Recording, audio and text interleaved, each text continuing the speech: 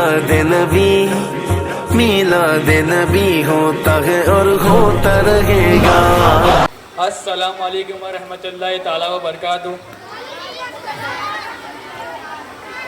الحمدللہ رب العالمین والعاقبۃ للمتقین والصلاة والسلام علی سیدنا مولانا محمد وعلی آلہ واصحابہ اجمعین، اما بعد فاعوذ باللہ من الشیطان الرجیم، بسم اللہ الرحمن الرحیم۔ لقد کان لکم فی رسول اللہ اسوۃ حسنہ۔ حضرات گرامی، آج کی اس محفل ذکر مصطفیٰ میں مناسب سمجھتا ہوں کہ ابتدائی سنت مصطفیٰ کے سلسلے میں کچھ لب کشائی کروں۔ مجھے امید ہے کہ آپ تمامی حضرات نہایت ہی اطمینان و سکون کے ساتھ سماعت فرمائیں گے، مگر آغاز سکن سے پہلے میں یہ بہتر سمجھتا ہوں کہ آپ تمامی حضرات بسط خلوص و عقیدت اپنے آقا و مولا حضور تاجدار مدینہ صلی اللہ تعالی علیہ وسلم کی بارگاہ رسالت میں صلاۃ و سلام کا نذرانہ پیش کریں۔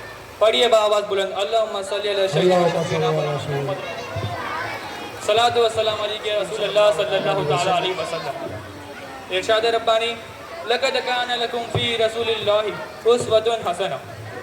اے لوگو، تمہارے رسول کائنات کی مقدس زندگی میں بہترین نمونہ ہے۔ یعنی اگر تم کامیابی اور کامرانی سے ہمکنار ہونا چاہتے ہو تو مصطفیٰ جانی رحمت کی پیروی کرو، ان کے غلام با وفا بن جاؤ، کیونکہ بغیر ان کے غلامی کے نہ تمہیں سروری مل سکتی اور نہ پیشوائی۔ کسی نے کیا پوچھا؟ ان کے جو ہم غلام تھے خلق کے پیشوا رہے، ان سے پھرے جہاں پھرا آئی کمی وقار کی۔ سبحان اللہ۔ برادران ملت، آج وہ کون سا درد رکھنے والا دل ہے جو مسلمانوں کی موجودہ پستی اور ان کی موجودہ ذلت خواری اور رسوائی و ناداری پر نہ دیکھتا اور کراتا ہے، اور وہ کون سی آنکھ ہے جو ان کے غربت و مفلسی، بے روزگاری، قسم پوسکی اور پر آنسو نہ بہتی ہو۔ تاج و تخت ان سے چھین لیا گیا، دولت و ثروت سے وہ محروم ہوئے، عزت وقار ان کا ختم ہوا۔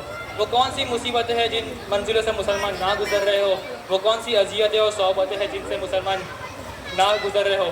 ان حالاتوں کو دیکھ کر یقیناً درد مسلمانوں کا خلیجہ منہ کو آتا ہے، مگر میرے بھائی، صرف گریہ بازاری کرنے، ماتم کو نورا حوالہ کرنے سے مسئلہ کبھی بھی حل نہیں ہو سکتا، بلکہ ضروری ہے کہ ہم مسلمان ان کے علاج پر خود دھیان دیں کہ ہماری اصل بیماری کیا ہے، اس بیماری کے لیے صاحبہ بال کیا کیا ہے، یہ بیماری ہمارے معاشرے میں کیوں پیدا ہوئی، کہاں سے اور کیسے پیدا ہوئی، اس کا علاج کیا ہے۔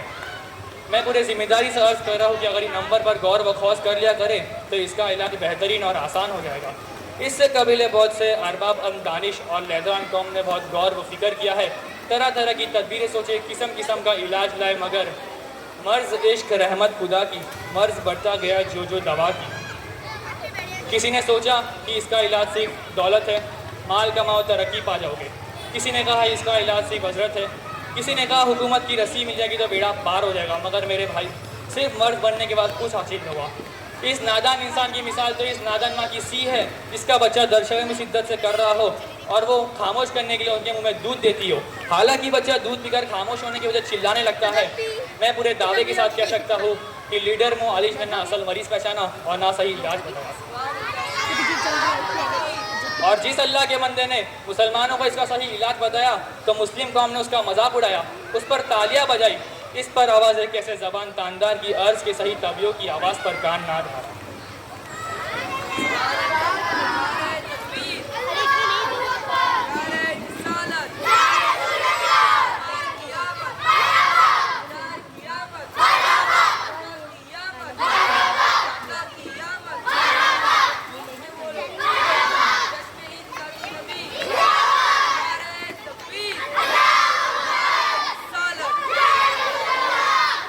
ایک بوڑھا کسی حکیم کے پاس گیا اور کہنے لگا، حکیم صاحب میری نگاہ موٹی ہو گئی ہے۔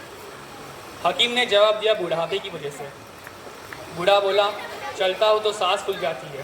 حکیم نے جواب دیا، بوڑھاپے کی وجہ سے۔ بوڑھا بولا، کچھ بات یاد نہیں رہتی، حافظہ اب ہو گیا ہے۔